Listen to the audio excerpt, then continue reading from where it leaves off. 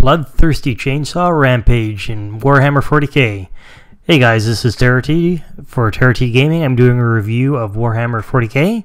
If you're not familiar with the game, it's based on a old role-playing / board game from probably 20-30 years ago, or maybe even further back. I used to play it over 20 years ago with friends.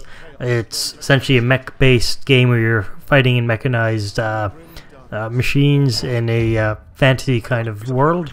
So the game starts off with a little bit of background sequences and then moves pretty quickly into actual gameplay, where it starts with a demo.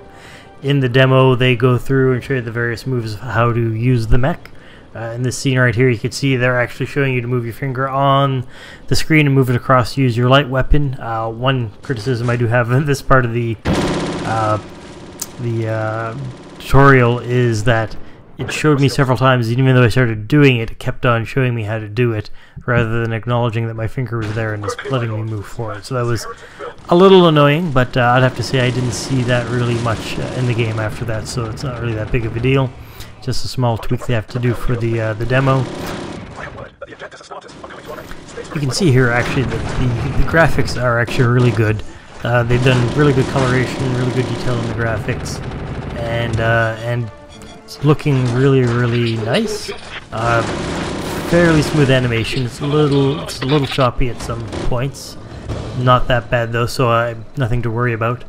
Here I'm gonna blast this little shithead in this little vehicle here. Watch this with the heavy weapon. Kaboom! See you later, buddy. Okay, so one thing I also noticed with this game in the demo, and it kind of goes through this, is you're not actually controlling where your mech moves or where your character moves. It seems to have a very set path how it's going to move. All you're already doing is using your weapons on the different enemies that you're coming across. So whether it's your light gun, heavy gun, or your little missile gun here, your mounted weapon. You're about to see this right now. This is pretty good. Bunch of missiles will blow the shit out of these guys. There we go.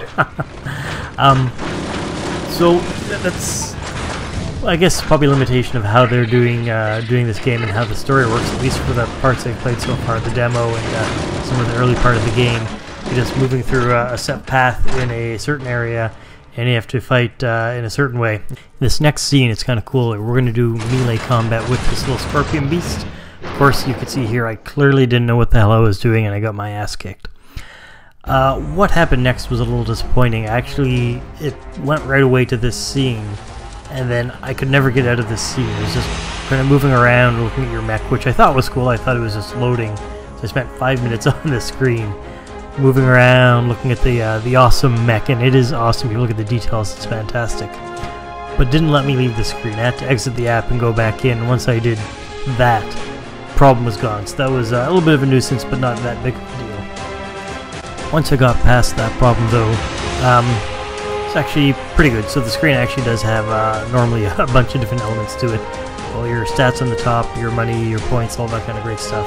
And you can select campaign, events, multiplayer, all those kinds of great things on the bottom. Note that multiplayer is not available yet, so if you're looking to do whatever their version of multiplayer will be, hopefully it'll be some one-on-one or group-on-group destruction, that'd be great. But you can go through the campaign, and when you're going to the campaign, you can also select to add upgrades to your mech, so you can get find better shields, better weapons, different weapons. So you increase your mechs, or your war gear rating, I guess they're calling the game war gear. So there's a bit of progress to this game. So you level up in your skill, you level up in how powerful your mech is, and you do that as you're progressing with the campaign. Now, without any undue wait, here's some glorious bloodthirsty combat as I kick the crap out of some of these little vehicles here. Shoot these little buggers up here. I think they're little orcs that we're killing here. Now gonna do a little dual melee combat with this guy. I figured out what to do about this time.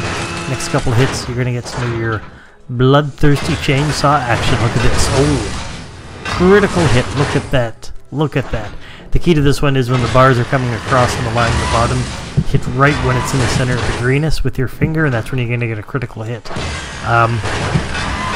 because the combat can go a bit quickly, it is tough to get used to at the beginning, but once you do that, that'll make a big difference.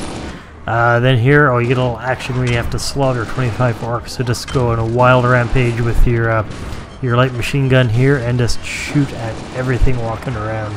I tried to do a few missiles with the trucks here and watch them explode, and it seems to be pretty good. So when you end, you get a whole bunch of little victory awards, like a lot of games, for things you can upgrade on your mech, and then you go back to your main base, your ship, where you can do any updates that you need to do and get ready for the next assault, or do more campaign, or change wherever you want to go. Overall, I would say this is actually a really good game, a lot more fun than I thought it would be. Graphics are really good, I think. I'd give it a 5 out of 5 on graphics. A couple of annoyances with the gameplay, like I think with the tutorial there's a few points I didn't like. There could have been improved upon a bit. But otherwise, I would say it operated really well, as long as you like a linear game, meaning this mech is going on a specific course and a specific story and a specific walk. And if you're good with that, then you'll really like this game. So it's like a 4.5 out of 5. Anyways, that is it for me. Terra T Gaming, have a good one.